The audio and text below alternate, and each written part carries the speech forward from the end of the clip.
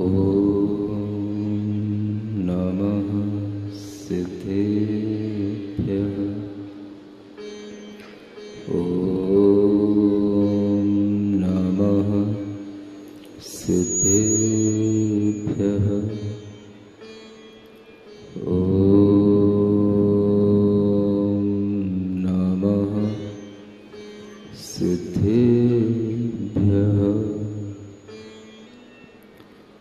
जयतस्तव पार्श्वस्य श्रीमद्भर्तुः पदद्वयम् क्षयं दुस्तरपापस्य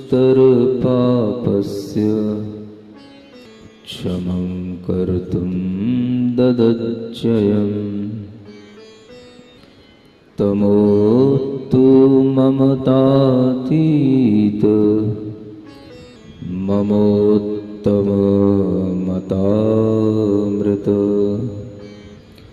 ततामितुमते तात मतातीतमृतेमित स्वचित्तपटयालिख्य जिनं चारुभजत्ययम् शुचिरूपतया मुख्य मिनं पुरो निजश्रियम्।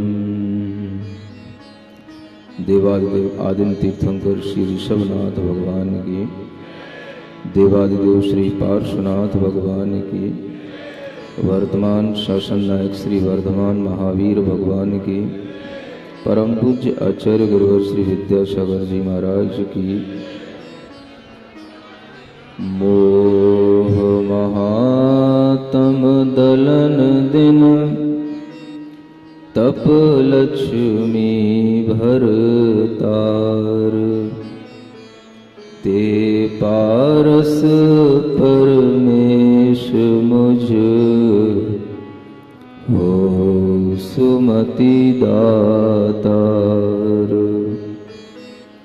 वामानंदन कल्पतरु जयो जगत हितकार मुनिजन जाकी आस करी जाचे शिव फल सार जाचे शिव फल सार।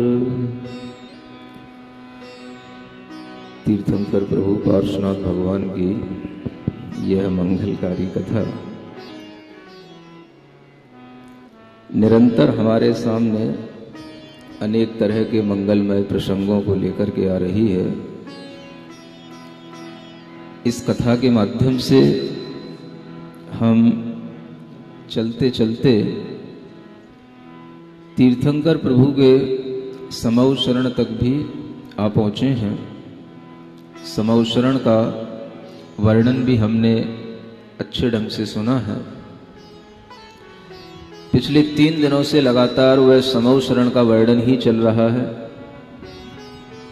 और आज भी हम मंत्र मुग्ध हुए उन भगवान की तरफ देख रहे हैं, बैठे हैं।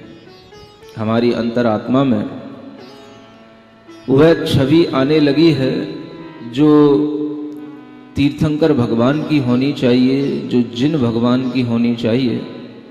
और कहते हैं कि अगर हम एक बार ऐसे जिनेंद्र भगवान की छवि अपने अंदर ले आते हैं तो अनेक मिथ्या मतों की जो हमारे अंदर छवि होती है वो अपने आप धूमिल हो जाती है। अगर आपके अंदर यह सूर्य का प्रकाश पहुंच रहा है तो छोटे मोटे अंधकारों से जो आपका मन आच्छादित था वो अपने आप दूर हो जाएगा। आप जिन भगवान की उपासना करते रहिए। हमारे अंदर अनेक तरह के भ्रम होते हैं, अनेक तरह के अंधकार छाए रहते हैं, लेकिन जैसे जैसे हम ज्ञान प्राप्त करते हैं, गुरुओं की सन्निधि प्राप्त करते हैं, हमारे वो भ्रम, वो अंधकार धीरे धीरे विलग होने लगते हैं और नष्ट भी हो जाते हैं। आप ऐसा ना सोचें कि हम ही दुनिया में अज्ञानी हैं। दुनिया में अज्ञानी हर एक जीव है जो जन्म लिया है, क्योंकि यहां पर किसी का भी जन्म सम्यक ज्ञान के साथ नहीं होता। यहां पर इस पंचम काल में सभी आत्माएं ऐसे ही मिथ्यात्व के साथ जन्म लेते हैं, मिथ्या ज्ञान के साथ ही रहते हैं, लेकिन अपने पुरुषार्थ से, ज्ञान से, और जब ऐसे सौभाग्य मिल जाते हैं तो इन सौभाग्यों के माध्यम से वह अपने अंतर मन के मिथ्या अंधकार को धोते हैं, अपने कालुष को धोते हैं और सम्यक ज्ञानी बनते हैं। ये भ्रम हमेशा सब जीवों के अंदर रहते हैं। एक बार की बात है, जब मैं भी छोटा था, मंदिर जाता था, कभी कभी शास्त्र वाचना होती थी तो वहां बैठ जाता था बड़ों के पास में। ये एक शुरू से ही कुछ सौभाग्य मिला है कि बड़े लोगों ने हमेशा छोटे से खिलाया है और ज्ञान भी दिया है बड़े आनंद के साथ में। तो दोस्ती हमारी अपने बराबर के लोगों से कम होती थी, पता नहीं क्यों, जो बुजुर्ग हैं, बड़े हैं, उनसे ज्यादा रहती थी। यहां तक कि जो मेरा जो दोस्त था, जिसको कि आप लोग जानते हो सुकौशल के नाम से, उससे भी मैं कम बातचीत करता था, उसके पिताजी से ज्यादा करता था।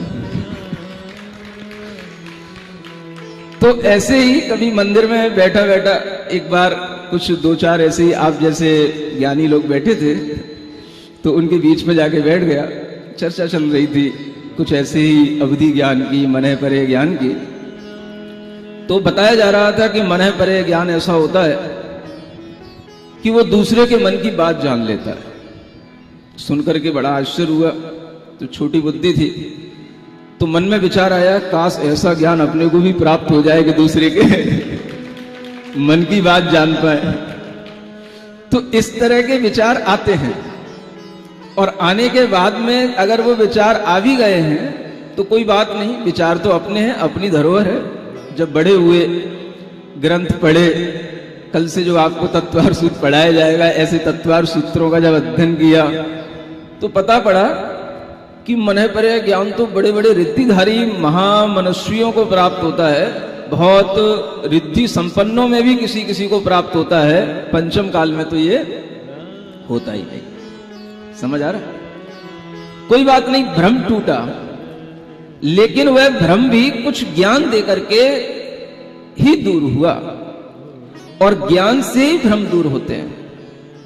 और जब वह भ्रम दूर हुआ तो मन में आया कि आखिर इस भ्रम को दूर करने के बाद में हमें क्या ज्ञान मिला। तो हमने उस ज्ञान को छोटे से हाइकू छंद में निबद्ध किया। एक बार और आपको बताया था, हाइकू छंद 5 मात्रा, 5 अक्षर, 7 अक्षर और 5 फिर 5 अक्षर, ऐसी 3 पंक्तियों में केवल 17 अक्षरों में वह एक छोटा सा छंद लिखा जाता है। तो उसमें ये भाव लिखा, सुना दूं आपको। मनः पर्यय, 5 अक्षर हो गए, उनको जिनका की, कितने अक्षर हो गए? 7 हो गए। मन मरा है, कुछ अर्थ भाषित हुआ।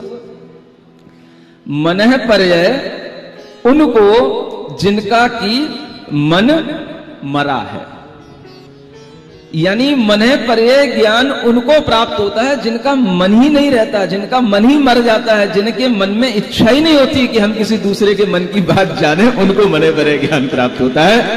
ये ज्ञान बाद में मिला, और फिर इस तरह से उस ज्ञान से ये ज्ञान की बात भी लिखी गई। और इसी तरह से जब विचार किया कि वास्तव में चीजें जो बहुमूल्य होती हैं, आत्मिक उपलब्धियों के रूप में होती हैं, वो ये चीजें उनको मिलती हैं जो उनकी इच्छा नहीं करते। ये दृष्टि जब भगवान पारसनाथ के समोशरण की तरफ गई, भगवान की ओर गई, तब भी यही विचार आया कि देखो कितने असंख्य लोग बैठे हैं भगवान के समोशरण में, और भगवान को सब देख रहे हैं, लेकिन भगवान किसी को नहीं देख रहे। ये भी तो देखने की बात है। आप रह पाओगे ऐसे?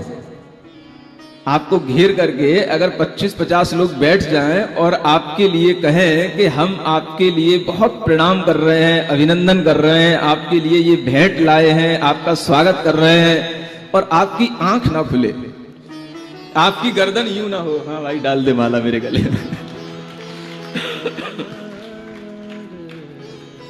ऐसा हो पाएगा? देखो कितना मुश्किल है। आप विचार करो कि भगवान यूं ही भगवान नहीं है, कुछ है उनके पास। जिन देवताओं को आज हम पंचम काल में नहीं देख पाते, वो देवता उस समय पर भगवान के चरणों में बैठे रहते हैं, स्तुतियां करते रहते हैं, नमोस्तु करते रहते हैं, लेकिन वह भगवान को देखने के बावजूद भी भगवान उनको देखते नहीं है। अलग से देख करके उन्हें कोई आशीर्वाद देते नहीं है। क्या सुन रहे हो? कैसा लगता है? आपके अंदर वो सहनशीलता है कि नहीं? नहीं है महाराज। पंचम काल में हमारे अंदर भी नहीं है, और ऐसी सहनशीलता इस पंचम काल में जब कहीं हो ही नहीं सकती है, तो फिर हम भी यही अपेक्षा करते हैं कि आप भी हमारी ओर देखो और हम भी आपकी ओर देखें। इस तरह का अरहत पद, इस तरह की भगवत अवस्था में जब ये स्थिति बन जाती है, तो आप सोचें कि वह आत्मा अपने शरीर को धारण करता हुआ भी, शरीर में रहता हुआ भी, वो किस तरह से वो आत्मस्थ हो गया है। अभी तो हम बाहर का समोषण देखते आए, और इसी तरह का समोषण देखते देखते भी हमारे मन में एक भाव आया। इसी तरह का एक और हाइकू बनाया, समोशरण। क्या बनाया? समोशरण। वैसे शब्द होता है समवशरण, है ना, लेकिन अपनी भाषा में हिंदी में चलता है, क्या बोलते हैं अपन? समोशरण। समझ आ रहा है? इसको प्राकृत समझ लो, अभ्रंश समझ लो, चलता है। जैसे आपका अगर किसी का नाम हो देवेंद्र, क्या नाम हो? हाँ, और अगर आपको जल्दी में अपनी भाषा में बोलना हो तो क्या बोलोगे? ये देवेंद्र, ये देवेंद्र, दया।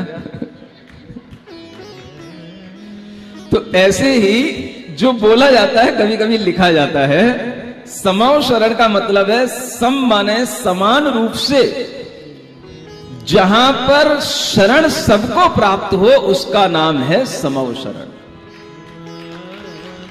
सम माने समान रूप से, जिसको शरण प्राप्त हो उसको समवशरण कहते हैं। समवशरण में कोई बड़ा नहीं, कोई छोटा नहीं। और ऐसा समवशरण जब होता है तो उनको देख करके और समवशरण की स्थिति को देख करके ये भी एक विचार आया, जैसे मन्ह परे ज्ञान के लिए आया, वैसे ही समवशरण के लिए भी आया।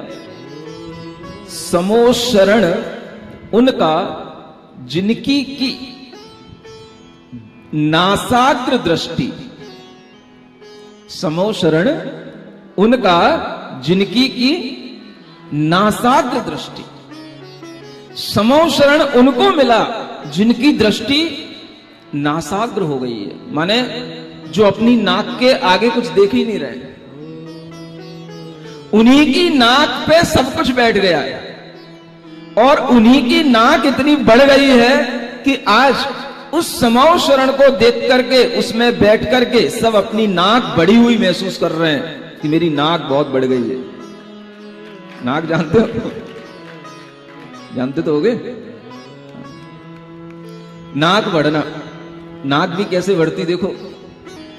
केवल बाहर देखने से नाक नहीं बढ़ती है, नाक बढ़ती है आत्मस्थ होने से, नासाग्र दृष्टि कर लेने से। जब दृष्टि नासाग्र हो गई, केवल नाक के ही अग्रभाग को देख रही है और कुछ नहीं देख रही, कितनी 12 सभाएं लगी हैं, उसके बाहर कितना वैभव है, कितने योजन का समवशरण बना है, कितने देव देवियां हैं, कितने लोग कहां पर पूजा कर रहे हैं, कितना बड़ा वह परिसर है, कुछ नहीं देख रहे हो। कहां है दृष्टि? नासाग्र। उनको समवशरण मिलता है। कुछ समझ आ रहा है आप लोगों को? बहुमूल्य चीजें उन्हें मिलती हैं जो उसको चाहते नहीं हैं और केवल अपना धर्म भाव से, पुण्य भाव से बस अपना जीवन जीते रहते हैं, और जब उन्हें वो चीजें मिल जाती हैं तो वह चीजें भी उनके लिए अहंकार का, मद का कारण नहीं बनती हैं, वह उनके लिए और ज्यादा नम्रता का कारण बन जाती हैं। इसी का नाम है महापुरुष का जीवन। ये भाव आप लोगों को भी थोड़ा सीखना है। जब हमारे तीर्थंकर, हमारे बड़े बड़े पूज्य पुरुष ऐसे होते हैं तो हमें भी अपनी प्राप्त संपत्ति पर, किसी भी तरह के वैभव पर, रूप सौंदर्य पर अभिमान नहीं करना, उसको हमें उपयोग में लाना। और वह उपयोग क्या हो सकता है? सबसे अच्छा उपयोग, बुद्धि मिली, सम्यक ज्ञान में लगाओ। रूप सौंदर्य मिला, भगवान का रूप देख करके भगवान की भक्ति में लगाओ। धन संपत्ति मिली, उसे परोपकार के, दान आदि कार्यों में लगाओ। इस तरह से जब हम अपनी संपत्ति का, अपने पुण्य का उपयोग करने लग जाते हैं तो हमें उससे अहंकार नहीं होता। वह संपत्ति हमारे लिए भी अच्छी रहती है और दूसरे के लिए भी काम में आती रहती है। ये हमें थोड़ी छोटी सी बातें भी भगवान को देख करके सीखना है। आज हम समौ शरण में बैठे हैं, भगवान को देखने के लिए हमने अपनी दृष्टि तीनों पीठिकाओं से होते हुए, गंधकुटी से होते हुए, सिंहासन से होते हुए भगवान की दृष्टि तक टिका ली है। इसलिए मुझे बात याद आई कि जब हम भगवान को देख रहे हैं तो क्या देख रहे हैं? भगवान कैसे हैं? भगवान की दृष्टि कहां है? वो नासाग्र दृष्टि पर है। और उन भगवान के आगे ये सब कुछ वैभव है। अष्ट प्रातिहार्यों का भी एक बहुत बड़ा वैभव होता है उनके साथ में। आप सब ने अपने जिन मंदिरों में अष्ट प्रातिहार्यों के वैभव देखे हैं, जिन भगवान की प्रतिमाओं के आसपास में भी वह अष्ट प्रातिहार रूपी महाविभूतियां कहलाती हैं, वो उनके पास में रहती हैं। और ये महाविभूतियां महालक्ष्मी कहलाती हैं। ऐसी यह अष्ट प्रातिहार्यों से भी वो सुशोभित है। जो अभी हमने शोभा देखी वो तो उनसे बहुत दूर दूर वाली शोभा देखी, जो बिल्कुल उनके आसपास है, जिससे भगवान की शोभा और कुछ अद्भुत हो रही है, वह शोभा भी आज हमें अष्ट प्रातिहार्यों के माध्यम से समझनी है। और अगर समय मिलेगा तो आज हम भगवान की समौ शरण में अच्छी भक्ति भी करेंगे, अच्छी भक्ति करेंगे, बढ़िया भक्ति करेंगे। जो भक्ति कभी आचार्यों ने की है, हमने भी कभी उसको पद्य के रूप में लिखा है, वह भक्ति भी अगर हम आज कर पाए तो ये हमारे लिए समौ शरण में पारसनाथ भगवान की कथा सुनते सुनते ये भी एक आनंद के क्षण हमें लेना है, जो हमें अवश्य आना ही चाहिए। पहले देखते हैं अष्ट प्रातिहार्यों का वर्णन, जो यहां पर गीत छंद के रूप में लिखा हुआ है। मंगल भवन अमंगल हारी, पारसनाथ जगत हितकारी, सुख संपत सब ही घर आवे, पारस कथा भविक जो गावे।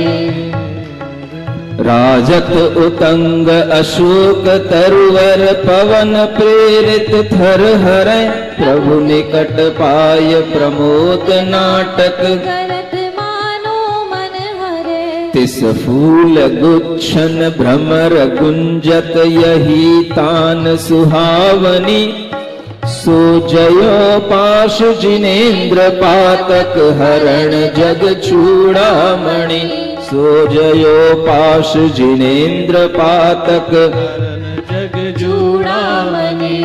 कवि महोदय ने भी अष्ट प्रातिहार्यों की स्तुति करते हुए भगवान की स्तुति की है। थोड़ा वो भक्ति गीत के मूड में आए हैं, चौपाई छंद से हट करके। यह टेक लाइन उनकी आगे आठों ही प्रातिहार्यों के वर्णन में सेम रहेगी। सुजयो पास जिनेन्द्र पातक, हरण जग चूड़ामणि। ऐसे हुए पार्श्वनाथ भगवान जयवंत हों, जिनको देख करके, जिनका मन में स्मरण करके ही पातक, पापों का नाश हो जाता है। जगत के चूड़ामणि आज वो सुशोभित हो रहे हैं। कैसे? अशोक वृक्ष प्रातिहार्य के साथ में। वह अशोक वृक्ष प्रातिहार्य जिनके निकटता को पाकर के ही मानो प्रमोद भाव से भर गया है, आनंद भाव से भर गया है, और वह प्रमोद नाम का एक नाटक होता है, वह नाटक करने लग गया है। इसी के कारण से मानो उसकी सारी शाखाएं फूलों से, गुच्छों से भरी हुई हैं, और वह अशोक वृक्ष पूरा का पूरा जगमगाता हुआ इतना सुशोभित हो रहा है कि वह भगवान के पास आकर के मानो रोमांचित हो गया हो। ऐसे अशोक वृक्ष प्रातिहार्य से सहित भगवान पार्श्वनाथ को अपने ध्यान में लाओ।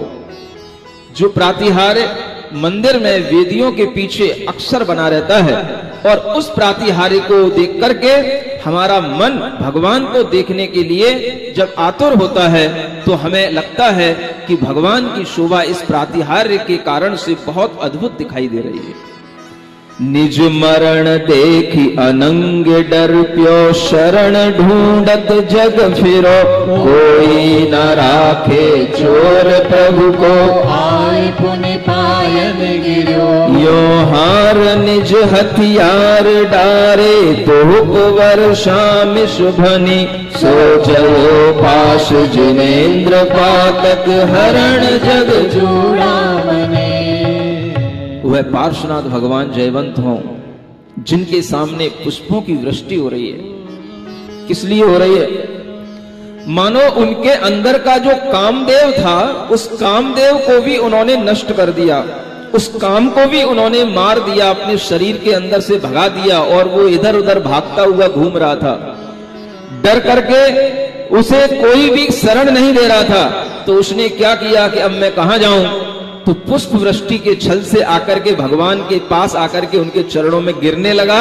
ये कामदेव के अभाव का सूचक यह पुष्प वृष्टि भगवान के सामने निरंतर होती रहती है, जिसे पुष्प वृष्टि प्रातिहार्य कहते हैं। समझ आ रहा है आपको? सिर नहीं ला रहा? आ रहा है कि नहीं? रोजाना कहना पड़ता है? नारियल सूख जाते हैं क्या एक दिन में? हैं? हाँ, गीले रखो नारियल, अभी तो चल रही है पारस कथा। हाँ। प्रभु अंग नील उतंग नव तय, वाणी सुचि सरिता ढली, सो भेद भ्रम गज दंत पर्वत, ज्ञान सागर में ढली। नय सप्त भंग तरंग मंडित, पाप ताप विध्वंसिनी, सो जयो पास जिनेन्द्र पातक, हरण जग चूड़ामणि। यह सप्त भंगों की तरंगों से उछलती हुई भगवान की जो वाणी निकलती है, उसे दिव्य ध्वनि कहा जाता है। ऐसे नील आकाश से मानो वह वाणी निकलती हुई तमाम जैसे पर्वतों को भेदती हुई कोई आकाश गंगा आ रही हो, उसी तरह से हमारे मिथ्या मद, मिथ्या अहंकार को नाश करती हुई वह भगवान की वाणी पूरे समौ शरण में सप्तभंग त्यागवाद अनेकांत धर्म का बखान करती हुई प्रवाहित होती रहती है। ऐसी वह दिव्य ध्वनि प्रातिहार्य से जिनेन्द्र भगवान शोभित हैं। वह जिनेन्द्र भगवान पार्श्वनाथ भगवान सदा जयवंत हों। चंद्रार्चि चय छवि चारु चंचल, चमर वृंद सुहावने, बोले निरंतर जज नायक, कहत क्यों उपमा बने। यह नीलगिरि के शिखर, मानो मेघ झर लागी घनी, सो जयो पास जिनेन्द्र पातक, हरण जग चूड़ामणि। उनके दोनों ओर चमर ढुलाए जाते हैं, 64 चमर ढोरे जाते हैं। यक्ष देव खड़े होकर के अत्यंत सुशोभित उन चमरों को ढोरते हुए वह ऐसा लगता है जैसे मेघों की झरी ही मानो लग रही हो, और ऐसे शोभा के माध्यम से वह पार्श्वनाथ भगवान को देख करके लगता है कि केवल इनके दर्शन मात्र से ही सारे पापों का हरण हो रहा है। हीरा जवाहर खचित बहुविध, हेम आसन राज एक, जगत जन मन हरण प्रभु तन, नील वरण विराजय। यह जटित वारिज मध्य, मानो नील मणि कलिकावनी, सो जयो पास जिनेन्द्र पातक, हरण जग चूड़ामणि। जहां वो विराजमान है अधर में विराजमान है, लेकिन उनके नीचे एक सिंहासन है, हेम वर्ण का माने स्वर्ण का बना हुआ वह सिंहासन है, जो अनेक तरह के हीराओं से जवाहरातों से खचित है, भरा हुआ है। और उसकी जो किरणें उसमें से अलग अलग तरह के मणियों की और मोतियों की वह जो किरणें फूट रही हैं, उसके कारण से वह सिंहासन एक अद्भुत शोभा को प्राप्त है। और उस पर भी 4 अंगुल ऊपर वह श्री पार्श्वनाथ जिनेंद्र भगवान विराजमान हैं। यह भी भगवान का एक सिंहासन नाम का प्रातिहार्य है। जग जीत मोह महान जोधा, जगत में पटहा दियो, सो सुकल ध्यान कृपान बल जिन विकट मेरी बस कियो। ये बजत विजय निशान दुंद विजीत सूचे प्रभु तनी, सो जयो पास जिनेंद्र पातक हरन जग चूड़ामणि। और वह देवों के द्वारा दुंदुभी बजाई जाती है, नगाड़े बड़े बड़े बजाए जाते हैं। शायद इस बात की वो सूचना दे रहे हैं कि इस जगत में मोह को जीतने वाला अगर कोई महान योद्धा है, जोधा जानते हो, योद्धा कोई अपनी भाषा में क्या बोलते हैं, जोधा। अगर कोई मोह को, काम को जीतने वाला कोई महान योद्धा है, जिसने शुक्ल ध्यान के बल से अपने मोह का विध्वंस कर दिया है, तो वह यहां पर आकर के देखो, ये पारसनाथ भगवान यहां विराजमान है। ऐसी देव दुंदुभी बजती हुई सब लोगों को वहां बुलाती है। छदमस्त पद में प्रथम दर्शन, ज्ञान चारित आदरे, अब तीन देई छत्र छल सो करत छाया छवि भरे। अति धवल रूप अनूप उन्नत, सोम बिंब प्रभाभनी, सो जयो पास जिनेंद्र पादक हरण जग चूड़ामणि। एक और उनके लिए प्रातिहार्य सुशोभित होता है, जिसे कहा जाता है छत्रत्रय। 3 छत्र जिनके ऊपर सुशोभित होते हैं, मानो इस बात के प्रतीक हैं कि इन्होंने छद्मस्त अवस्था में जो दर्शन ज्ञान चारित्र की आराधना की थी, अपनी आत्मा में जो सम्यक दर्शन ज्ञान चारित्र का पालन करके उस निश्चय सम्यक दर्शन ज्ञान चारित्र से अपनी आत्मा का ध्यान किया था, आज वही दर्शन ज्ञान चारित्र उनकी आत्मा की शोभा बन चुका है। और वह 3 छत्रों के रूप में, रत्नत्रय के रूप में, वह प्रतीक के रूप में वह 3 छत्र उनके ऊपर सुशोभित हो रहे हैं, जो बहुत अद्भुत आभा को लिए हुए होते हैं। जिन 3 छत्रों के बीच में जो डंडी लगी होती है, पाइप जिसको बोलते हैं, वो भी मणियों का बना होता है।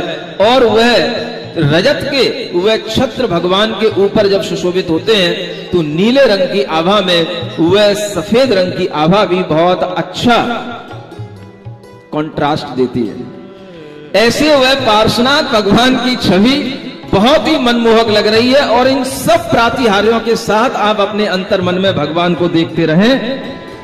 दुति देख जाकी चंद शर में तेज सौरवी, अब प्रभा मंडल जोग जग में कौन उपमा छाजे।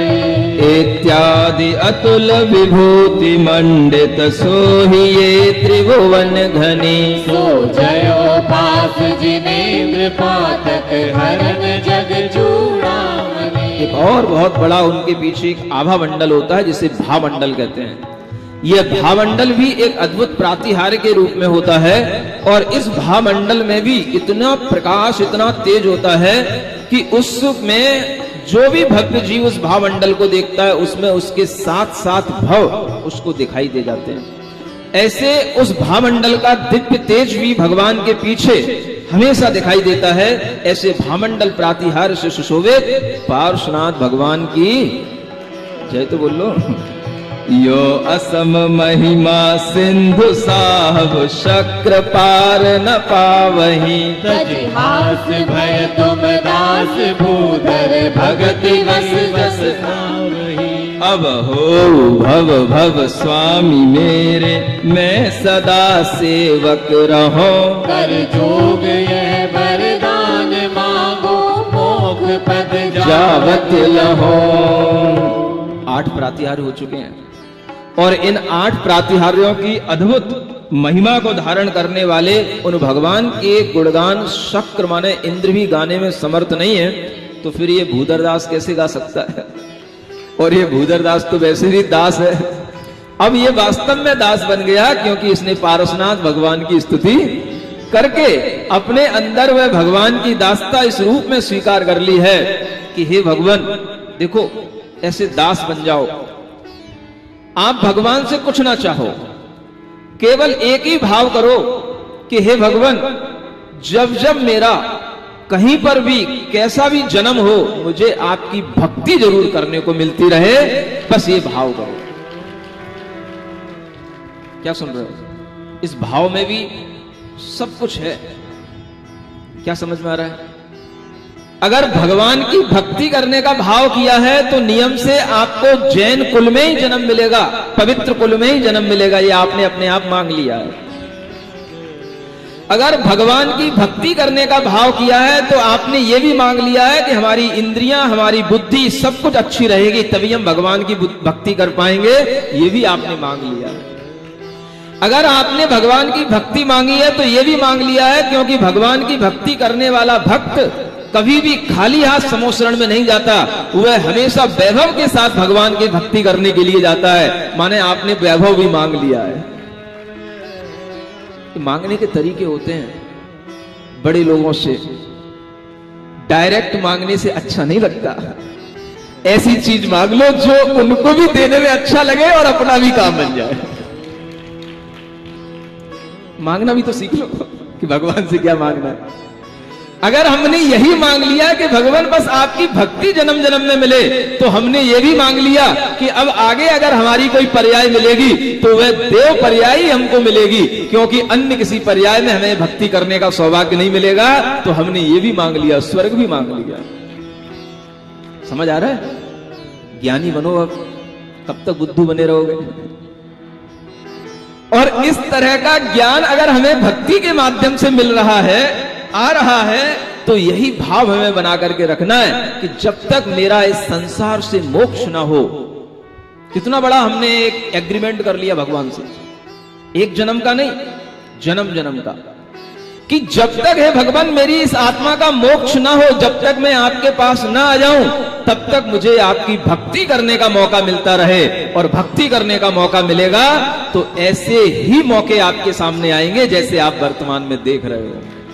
ये सब सौभाग्य से आते हैं। दूर दूर से भी लोग यहां आकर के देख रहे हैं। मुजफ्फरनगर से लोग आकर के बैठे हैं, सिर्फ इसलिए आकर के देखें तो ये पारस कथा वास्तव में वहां पहुंच के कैसी चल रही है। टीवी में जैसी दिख रही है वो तो दिख ही रही है कि वहां जाकर के कैसी दिखती है।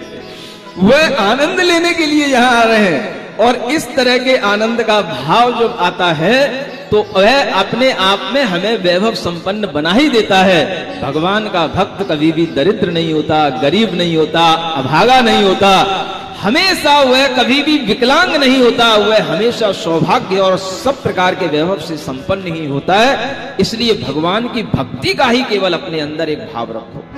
और ऐसी भक्ति मैं चाहता हूं कि आज सभी लोग बड़े आनंद भाव के साथ में वह भक्ति करें, जो भक्ति एक कल्याण मंदिर स्तोत्र के नाम से आचार्य कुमुद चंद्र महाराज ने संस्कृत में लिखी थी, और उसी को पद्यानुवाद करके एक बहुत अच्छी स्तुति आपके सामने आई है, जिसे बहुत से लोग दुनिया में पढ़ते हैं और उस पार्श्वनाथ भगवान की स्तुति के माध्यम से अपने बड़े बड़े विघ्न दूर करते हैं। मैं चाहता हूं कि अगर आपके सामने कोई दुख है, किसी भी तरह के अभाव हैं, तो इस स्तुति के माध्यम से वह सारे विघ्न दूर होते हैं। आप इस स्तुति को लगातार पढ़िएगा और बहुत अच्छी स्तुति है। यह कल्याण मंदिर स्तोत्र की स्तुति आज ये सोच करके कि हम समाव शरण में बैठे हैं।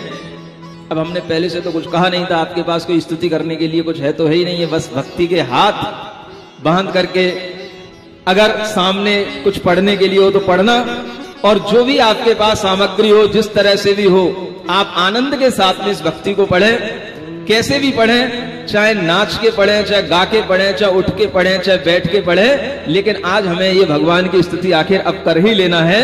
चलिए कल्याण मंदिर स्तोत्र के माध्यम से आज हम समाव शरण में भगवान की स्तुति करने जा रहे हैं, क्योंकि समोह शरण में पहुंचने के बाद में सबसे पहले भगवान की स्तुति ही की जाती है। इंद्र भी आएंगे, गणधर भी आएंगे, तो पहले भगवान की स्तुति करेंगे, फिर बाद में प्रश्न करेंगे। सुन रहे हो? तो पहला काम जो यहां किया जा रहा है वो स्तुति करने का है। उसके बाद में भगवान की वाणी खिरेगी, और जब भगवान की वाणी खिरेगी तो क्या होगा? धर्म का उपदेश देगी भगवान की वाणी। और सबसे पहले उस वाणी में अगर हमें उपदेश मिलेगा तो वह 10 धर्मों का उपदेश मिलेगा, जो कल से हमें भगवान पार्श्वनाथ के माध्यम से, भगवान की वाणी से वह हमें धर्म देशना प्रारंभ होगी। समोह शरण आपके लिए लगा रहेगा, क्योंकि आप रहेंगे, हम रहेंगे, तो इसी का नाम समोह शरण है। भगवान भी अपने पास में होंगे, और इस तरह से यह समोह शरण में 10 दिन तक हम 10 धर्मों का विवेचन सुनेंगे। अनेक तरह के हम जीव अजीव आदि 7 तत्वों की बातें सुनेंगे, अनेक तरह के हम अध्यात्म की बातें सुनेंगे, सब कुछ सुनेंगे। और फिर उसके बाद में हम श्रावकोचित धर्म क्या होता है वो भी सुनेंगे। और ये सब अब हमारे लिए प्रारंभ होगा भगवान के केवल ज्ञान के प्राप्त होने के बाद इस समोह शरण में। तो चलिए सबसे पहले हम भगवान की स्तुति करके अपने कोठों में बैठेंगे, तब बाद में भगवान की दिव्य ध्वनि सुनेंगे। कल्याणों के मंदिर दाता, अभय प्रदाता है निर्दोष, श्री जिनवर के चरण कमल ही जगत पूज्य हर लेते दोष। भव सागर में डूबे जन को तब पद ही प्रभु एक जहां। सभी लोग आनंद मग्न होकर के अभिनंदन है, शुरू करो स्तुति का।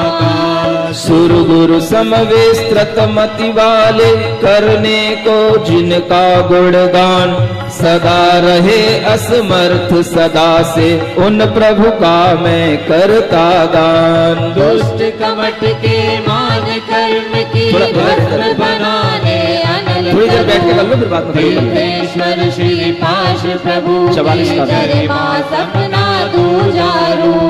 रवि प्रकाश के उदय समय में उल्लू हो जाता है अंध, अंध बना फिर कैसे रवि का रूप बताए वह मतिमंद। क्यों प्रभु भेंट हुए हम जैसे, कैसे तेरे गुण गाने, लायक हो सकते वर्णन को जो थोड़ा भी ना जाने। इतने शुद्ध सरल भावों में ये स्तुति है। अगर आप ध्यान से कान लगा करके सुनते रहोगे तो आपको सब अर्थ समझ में आएगा, और आपको आनंद आएगा कि हमें अगर भगवान की भक्ति करना है तो भगवान की भक्ति करने के लिए भी हमें ढीठ बन जाना पड़ता है ना। थोड़ा सा मैं भी आपके लिए जैसी ब्रज भाषा जानता हूँ, इसलिए ऐसे शब्दों के प्रयोग किया हूँ। ढीठ जानते हो? ढीठ, हाँ, जैसे बोलते ना बिल्कुल ढीठ बने बैठे हो, कुछ कर ही नहीं रहे हो। तो ऐसे ही भगवान की भक्ति में भी हमें क्या बन जाना पड़ता है? हाँ, हमें भक्ति करना है तो करना ही है। हमें कुछ आता है नहीं आता, हमारे पास कुछ है कि नहीं, हमें इससे कोई मतलब नहीं। भगवान हमें आपकी भक्ति करना है तो करना ही है।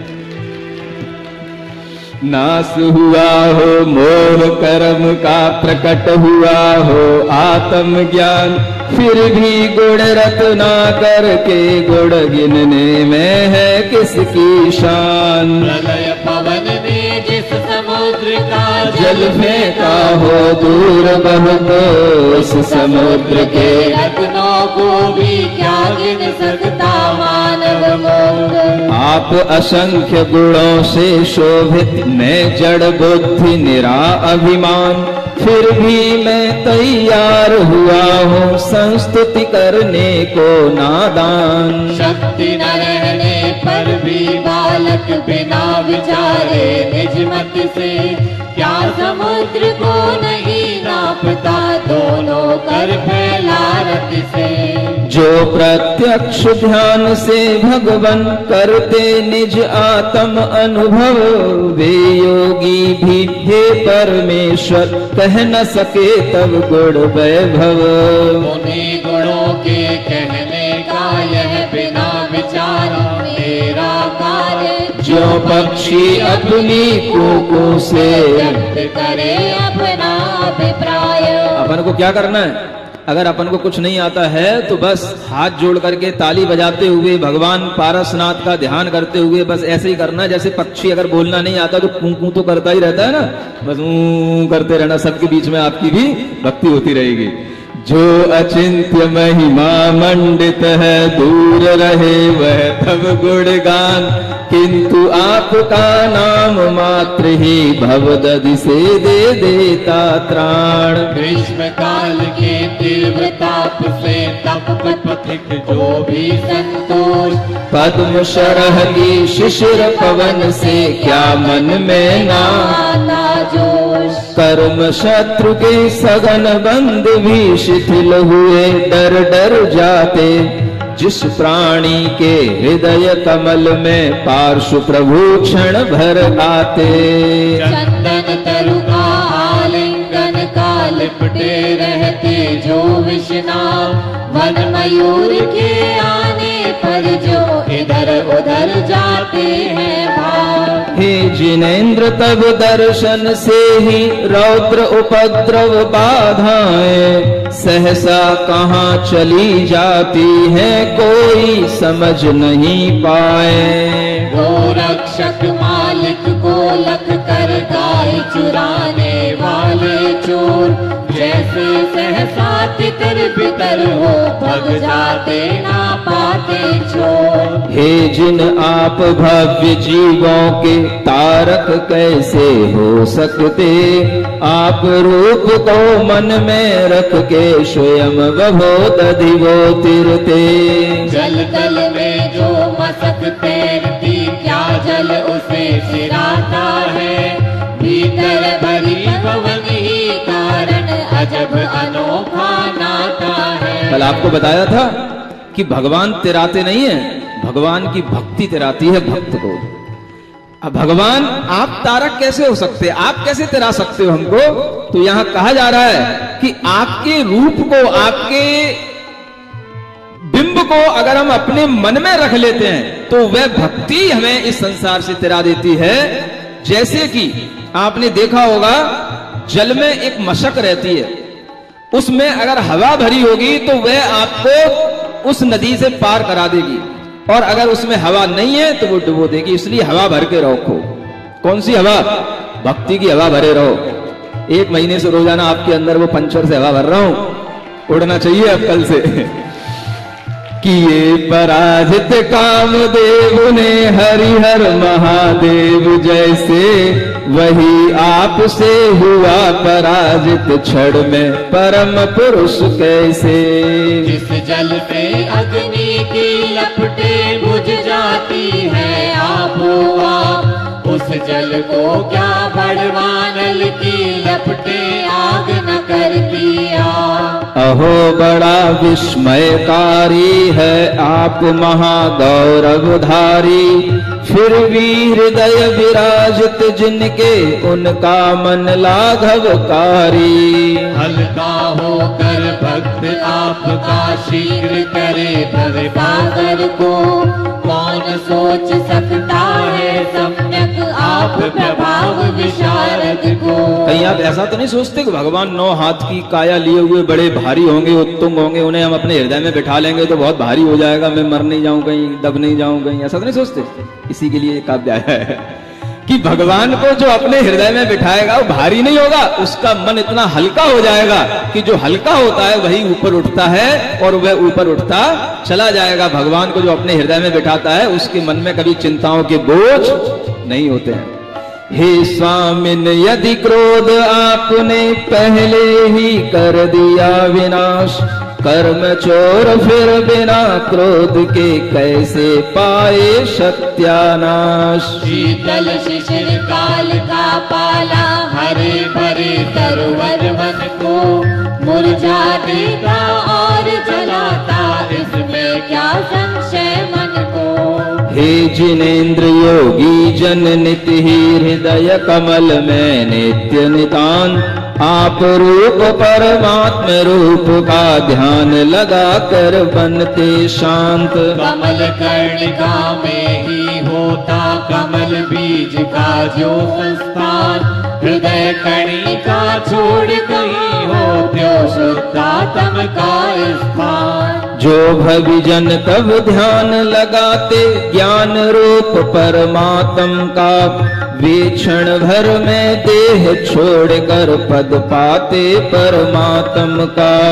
जो पत्थर में हुई धातुएं पाकर तीव्र अनल का योग, शुद्ध स्वर्ण में बनी दमकती यह निमित्त का क्रीड़ा योग। जिस शरीर के भीतर है जिन भक्त आपको ध्याते हैं, उस शरीर से रहित हुए नित शुद्ध चिदात्म पाते हैं। जो मध्यस्थ सदा रहते हैं राग द्वेष से दूर सदा, महापुरुष वे ही दुष्टों को जीते समता ही सुखदा।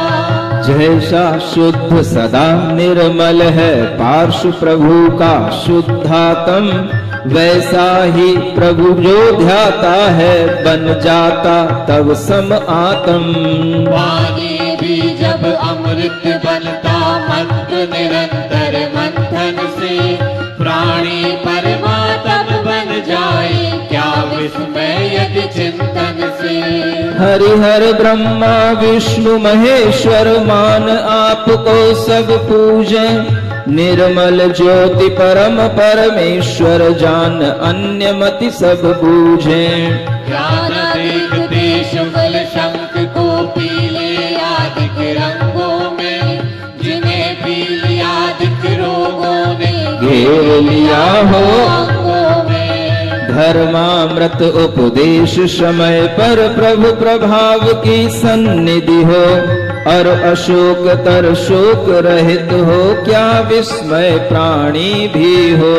दिनपति उद्यागत होने पर तरवर फूल खिले जैसे, जिनपति के सम्मुख होने पर विकसित ना हो मन कैसे। अष्ट प्रातिहार्यों की यह स्तुति चल रही है। देवों द्वारा कुसुम वृष्टि हो नित्य निरंतर चारों ओर, पर डंठल नीचे मुख ऊपर करके क्यों पुष्पों का दौर। मानो वे संकेत दे रहे आप निकटता से जगदीश, विधि बंधन ऊपर मुख करके नष्ट हो रहे स्वयं मुनीश। अति अगाध हृदयोदधि से जो निकल रही तव दिव्य ध्वनि, उसको सब जन अमृत कहते उचित बात यह बहुत बनी। क्योंकि कर्णाजुल से पीकर अमृत में जिन वाणी को, परम भोग को भोग भविक जन पा जाते शिव रानी को। स्वामिन समव शरण में सुरगढ़ चवर ढोरते दोनों ओर, नीचे झुक कर ऊपर जाते मानो वह कहते कुछ और। जो अरिहंत परम जिनवर को बार बार झुक नमन करे, शुद्ध भाव से सिद्ध गति को पाने ऊपर गमन करे। पीछे तक सबको सुनाई पड़ रहा है?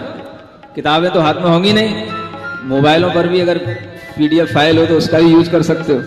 कनक रत्न मणिमय सिंहासन उस पर श्यामल ललित सुदे, ऐसे शोभे जो मेरू की चोटी पर नव काले में है। वो आनंद विभोर भव्य जन लखे आपको जो वन मोर, वर्षा आनंद विभोर वर्षा ऋतु में मेघों को लख नाचे किलकारी कर शोर। नील वर्ण की प्रभा पुंज से दीप्त सभा का नीला रंग, तरु अशोक के पत्तों की भी रक्तावा करता नीरंग। राग तब सन्निधि से यदि राग रहित तरु हो जाता, कौन सचेतन पुरुष बचेगा प्रीत राग ना हो जाता। देव दुंदुभी देवों द्वारा नभ मंडल में बज कर घोर, मानो बुला रही हो सबको कर सचेत नित चारों ओर। मुक्तिपुरी ले जाने वाले सौदागर यह पाश प्रभु, तज प्रमाद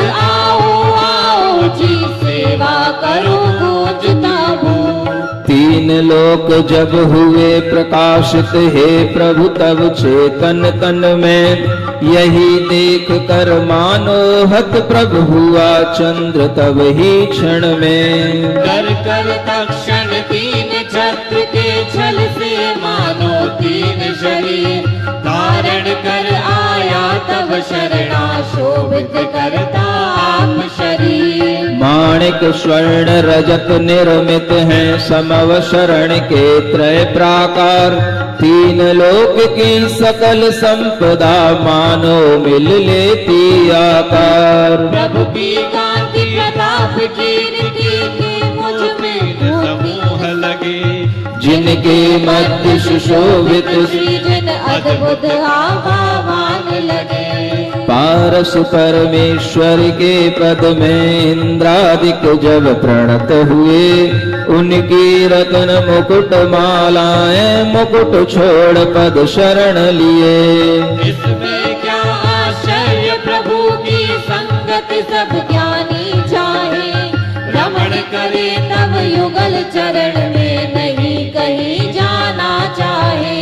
जन्म मरण के भवोदधि से आप विमुख हो करके भी, भक्त जनों को पार लगाते कर्म शून्य हो करके भी।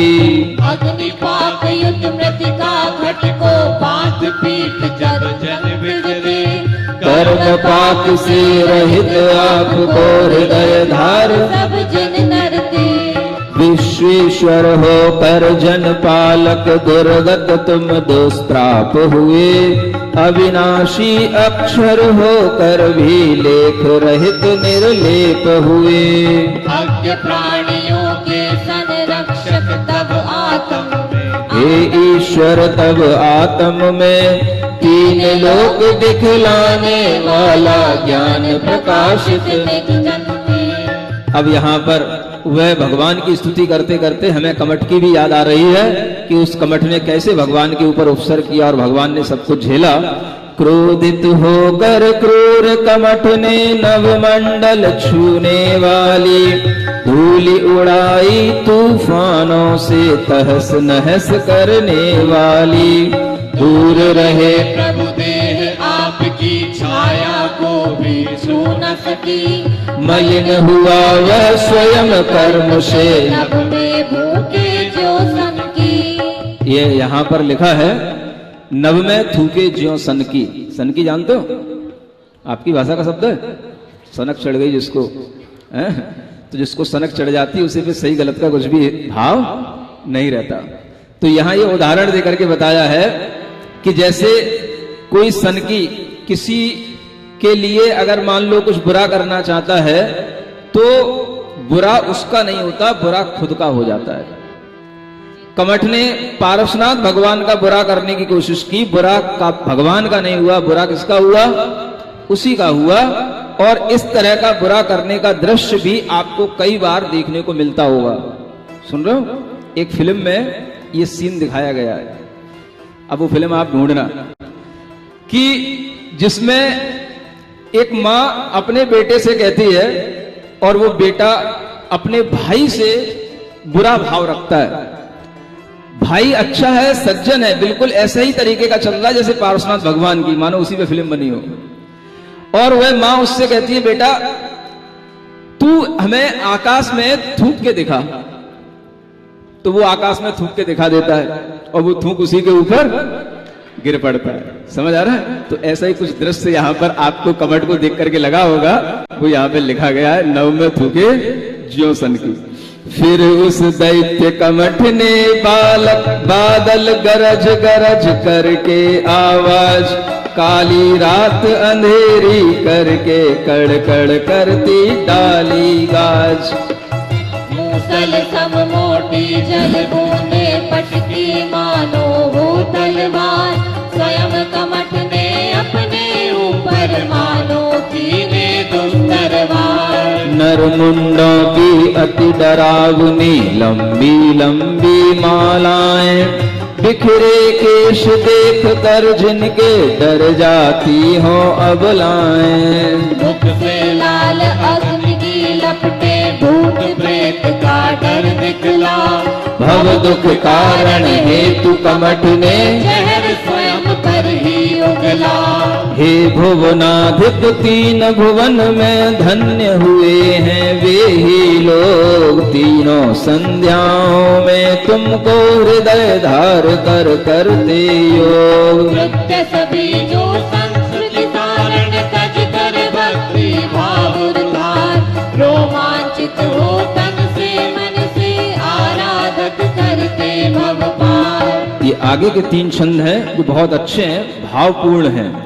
इस अपार भववारिधि में प्रभु जन्म लिए अनगिनत यहाँ, किंतु आपका नाम कभी भी सुना कान से कभी कहाँ। यदि तब नाम मंत्र सुन लेता एक बार भी भावों से, विपदाओं की नागिन मुझको कैसे डसती दावों से।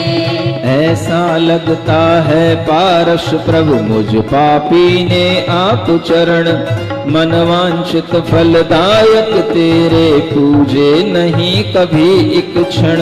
इस कारण इस जन्म में मेरे मन की सारी आशाएं कभी पूर्ण हो सकी न भगवन, बढ़ती और निराशाएं। मोह अंध से अंधा होकर नेत्र सहित होकर भी ईश, देख सका ना कभी आपको पहले कभी कहीं जगदीश। इसीलिए तो हृदय विदारक अति दुर्वार हमारे पाप, बहु अनर्थ करते हैं प्रभुवर और सताते आमो आम। हे जन बांधव मैंने तुमको हो सकता है खूब लखा, नाम सुना हो और लिया हो पूजा की हो दिखा दिखा।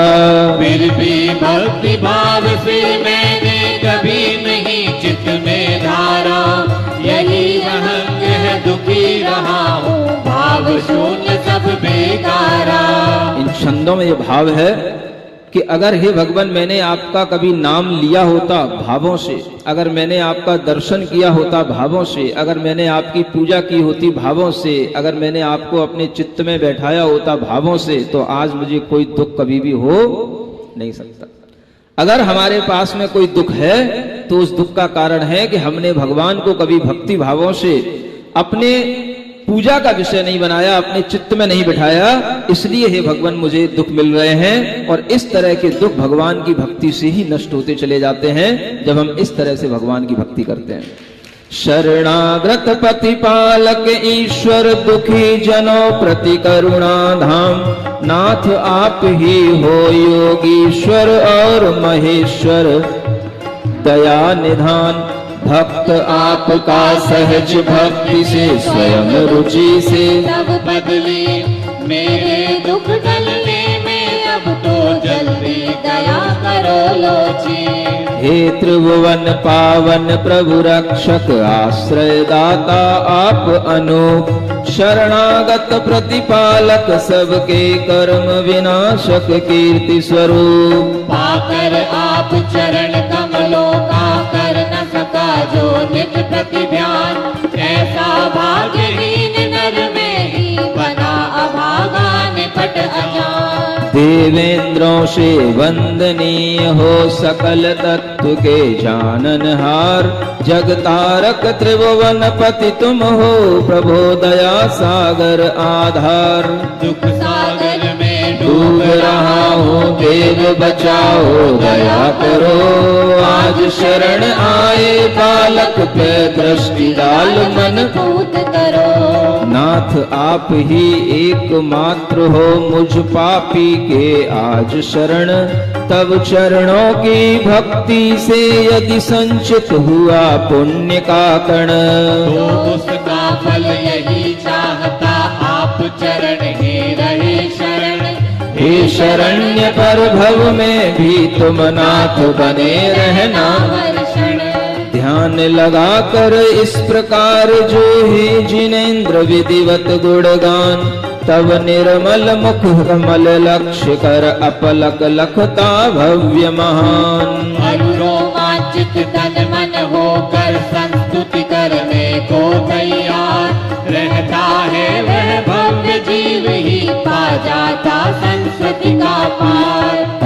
कहूँ क्या संस्तुति का फल, हे पारस प्रभु हे दातार। तुमको लख विकसित होते हैं नयन कुमुद जिन चंद्र अपार।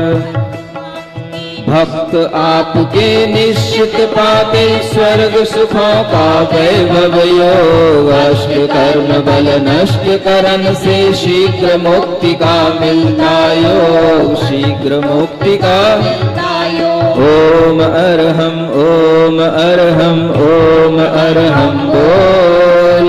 ओम अरहम ओम अरहम ओम अरहम बोल। सभी कार्य की सिद्धि से तू पहले इसको बोल। सभी कार्य की सिद्धि से तू पहले इसको बोल। इस तरह से भगवान की भक्ति करते हुए कुबेर इंद्र आदि सभी मनुष्य उस समव शरण में और कैसे हर्षित होते हैं, ये थोड़ा सा वर्णन आपके सामने और किया जा रहा है। इय विधि समौ शरण मंडान कियो कुबेर यथा विदिथान। आए सुर बरसावत फूल जय जयकार करत सुख मूल। सभी देव आकर के क्रम क्रम से आते जाते हैं भगवान के ऊपर। किसी भी तरह से फूल पहुंच नहीं सकते, लेकिन जहां खड़े हैं वहीं पर अपने फूल बरसाते जाते हैं और जय जयकार करते हुए चारों ओर से परिक्रमा लगाते रहते हैं। अति प्रसन्नता सब विधि भई हर्षत तीन प्रदक्षिणा दई। धूलिशाली में कियो प्रवेश चकित भयो छवि देख सुरेश। यह ऐसा लग रहा है कि हमने आप लोगों को तो भगवान के समूह शरण में प्रवेश पहले करा दिया है, इंद्र पीछे पीछे आ रहा है, बाद में आ रहा है, मनुष्य पहले पहुंच गए। तो वह इंद्र भी, सौधर्म इंद्र भी कुबेर की उस रचना को देख करके आश्चर्यचकित होता है। मुदित महांधक देवन साथ जिन सन्मुख आयो सुरनाथ। हस्त कमल जोरे अमरेश देखे द्रगि भर काश जिने। मणि उतंग आसन पर ईस मानो मेघ रतन गिरिशीस। फैल रही तन किरण कलाप कोट बान सो अधिक प्रताप। विकसित चित रोमांचित काय प्रणमो चरण शीस भुविलाय। मणिधारी भरती रथ तोय पूजे मगवा जिन पद तोय। वह इंद्र भगवान के चरणों की पूजा करता है। अपने मन को, आंखों को विकसित करके जी भर करके, जैसे आप बोलते हो ना जी भर करके देखना, ऐसे वह जी भर के देखने की कोशिश करता है। इतने सुंदर भगवान लगते हैं और वह भगवान की पूजा करते हुए भी आप ये मान करके चलें कि अब भगवान को कोई भी छू नहीं सकता है। वह भगवान की पूजा अब दूर से कर रहा है। जहां बैठने का स्थान है वहीं बैठेगा, वहीं पर पूजा करेगा। अब तीर्थंकर अरिहंत बनने के बाद में न किसी जगत की वस्तु को छूते हैं और न जगत का कोई पदार्थ उनको छू सकता है। ये उनकी एक अद्भुत विशेषता बन जाती है, ये भी आप ध्यान रखना। सर्व सुगंधित भक्ति बढ़ाए अर्चय इंद्र जिनेश्वर पाए। मुक्ता फल में अक्षत लिए पूज्य परम गुरु आगे के। पारिजात मंदार मनोग पुहुप चढ़ाए जिनवर जो। सुधा पिंड और लेय पवित्र पूजा करी सत्र धरी चित्त। रतन प्रदीप रवाने खरे श्रीपति पाय सचीपति धरे। देवलोक की अगर अनूप पास चरण के सुरभूप। देवलोक की जो सुगंध है, जो वहां की अगर होती है, अगर माने धूप है ना, जैसे आप अगरबत्ती बोलते हो, वह वहां की कुछ अद्भुत ही होती है। वो केवल देव के ही पास होती है और वह केवल समव शरण में ही भगवान के चरणों में खेई जाती है, जो वहां के बैठे हुए लोगों को ही उस सुगंधी का पान मिलता है। कल्प तरोवर के फल रजे जगपति पाय पुरंदर जजे। शरव दरव धर करि परिणाम दीनो इंद्र अरग कर जिन पूजा। आठ विध भाव भक्ति बहुभाय। अब सुरेश परमेश तुति करत शीस निज नाय।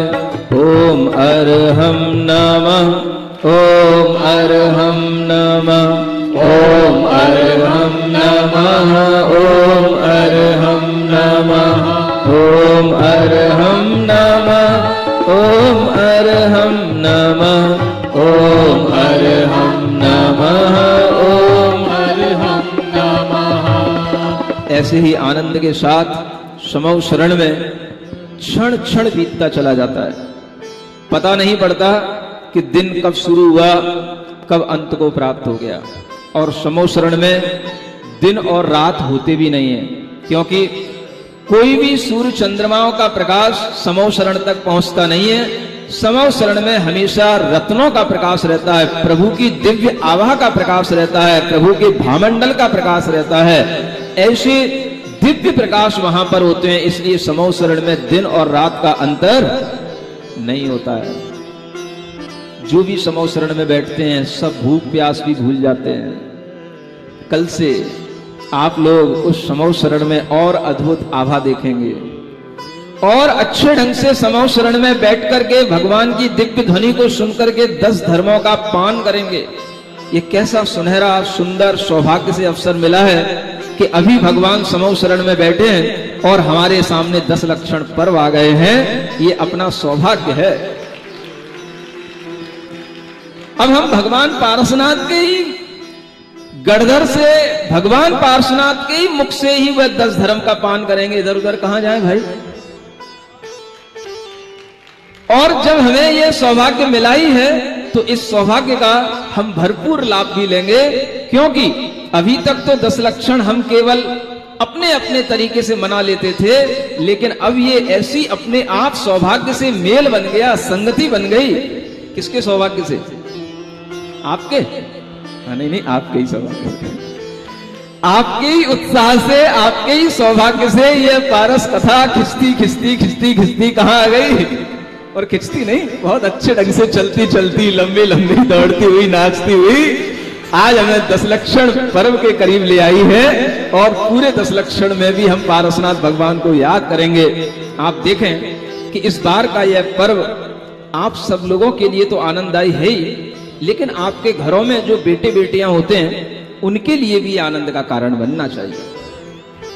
धर्म आपके लिए होगा, लेकिन हर धर्म करते हुए आपको बड़ी उदासी, बड़ा रूखा सूखा सा, बड़ा आपको बेचैनी सा महसूस होने वाला धर्म आपने आज तक किया होगा। लेकिन इन 10 दिनों में आपको आनंद आएगा, सुख मिलेगा धर्म से, भीतरी सुख। यह सुख देखने की कोशिश करेंगे कि कैसे सुबह होती है, कैसे शाम होती है, और कैसे 10 दिनों पे बीच में ये हमारी जिंदगी तमाम होती है। ये देखने की कोशिश करेंगे कि समौ शरण में सुबह और शाम का अंतर नहीं। तो कल से जब सुबह होगी 5:30 बजे से यहां पर योग प्रारंभ हो जाएगा, उसके बाद में ध्यान शुरू हो जाएगा, और फिर उसी के बाद में आपको 10 धर्म के एक एक धर्म का उसी समय पर आपको एक दिव्य उपदेश मिलेगा। धर्म का वास्तविक अपने जीवन में प्रयोग कैसे करें, ये आपको सुबह ही आधा से घंटे से लेकर के 40 मिनट 45 मिनट जो भी मिलेंगे, हम उसमें करने की कोशिश करेंगे कि आपकी पूजा भी लेट ना हो जाए। और अगर आप इस बात पर एडजस्ट कर लें कि महाराज पूजा लेट हो जाए कोई बात नहीं, थोड़ा सा प्रवचन चल जाए, तो फिर हम थोड़ा सा अच्छा भी कर पाएंगे। 7 के 7:15 बज जाते, 7 सवा 7 बजे तक आपको धर्म का उपदेश भी मिल जाएगा, ध्यान भी हो जाएगा, योग भी हो जाएगा। उसके बाद में आपकी पूजा होगी। 9 बजे तक आप पूजा करना, और फिर 9 बजे के बाद में फिर पारसनाथ भगवान को याद करके तत्व देशना होगी।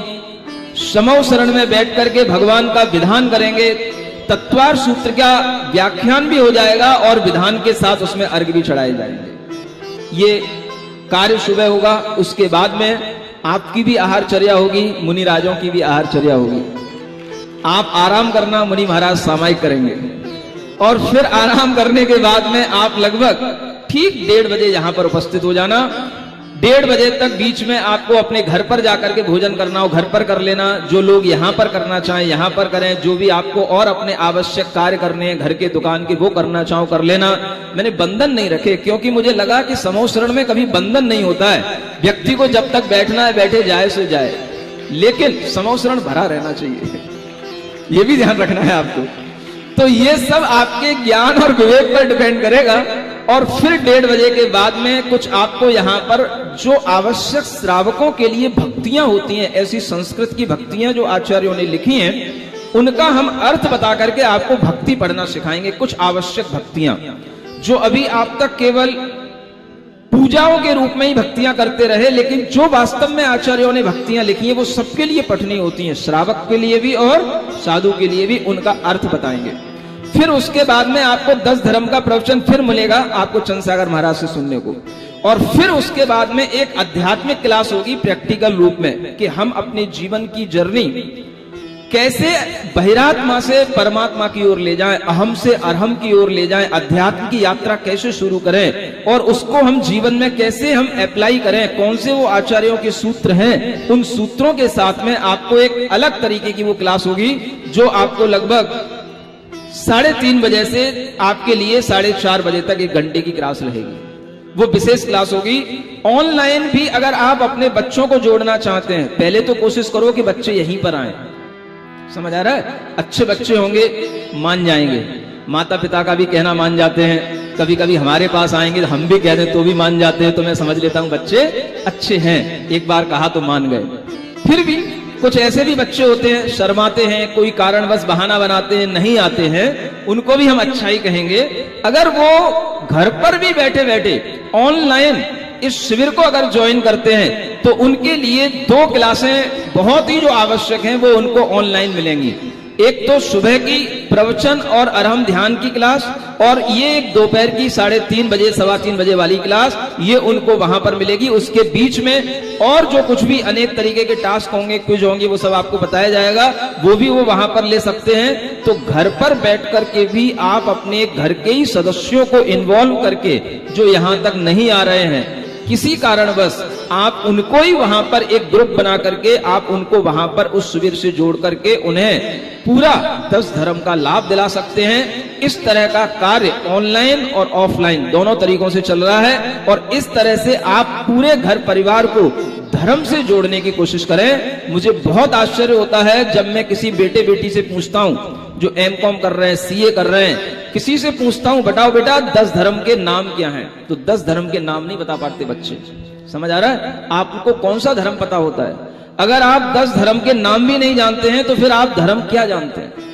तो ये धर्म हम सीखें, ये धर्म हमारे जीवन की एक अमूल्य निधि है, हमारी आत्मा का ही ये स्वभाव है। और इस तरह के स्वभाव को यदि हम खुद नहीं जानेंगे तो हम हमेशा भटकते रहेंगे। ऐसा ये धर्म आपके सामने आ रहा है। ये सब संयोग की बात है कि हम पारसनाथ भगवान से जुड़ करके इस चातुर्मास में एक अद्भुत धर्म लाभ की प्रक्रिया ले रहे हैं। और यहाँ पारसनाथ भगवान के समो शरण में बैठ करके उनके जो गढ़धर होंगे, स्वयंभू नाम के वो गढ़धर हैं, वो गढ़धर भी यहाँ पर आपको मिलेंगे।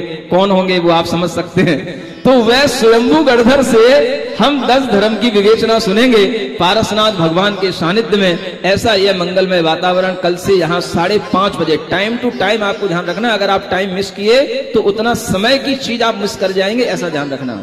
ऐसा नहीं कि आपका यहाँ पर इंतजार किया जाएगा, कार्यक्रम अपने ढंग से चलेंगे। आप अगर लेट आते हैं तो पीछे ही बैठेंगे, ऐसा नहीं कि बीच में घुस करके किसी भी तरह की लाइन खराब करेंगे या किसी को डिस्टर्ब करेंगे। ये सब चीजें आप सीख लें। कैमरे के आगे से निकलना, बीच में किसी को ठोकर देते हुए आगे आकर के बैठना, ये आदतें अब आप थोड़ी देर के लिए शांत कर लें, कुछ दिनों के लिए। क्योंकि समो शरण में सब जगह बैठने पर बराबर आपको आनंद आएगा और बराबर आपको समो शरण का लाभ एक दर्शन के रूप में भी मिलेगा। आपके लिए कहीं पर भी आगे और पीछे बैठने का भेदभाव दिखाई नहीं देगा। ऐसा ये समो शरण आपके लिए कल से अद्भुत रूप में दिखाई देगा। बोलो पार्श्वनाथ भगवान की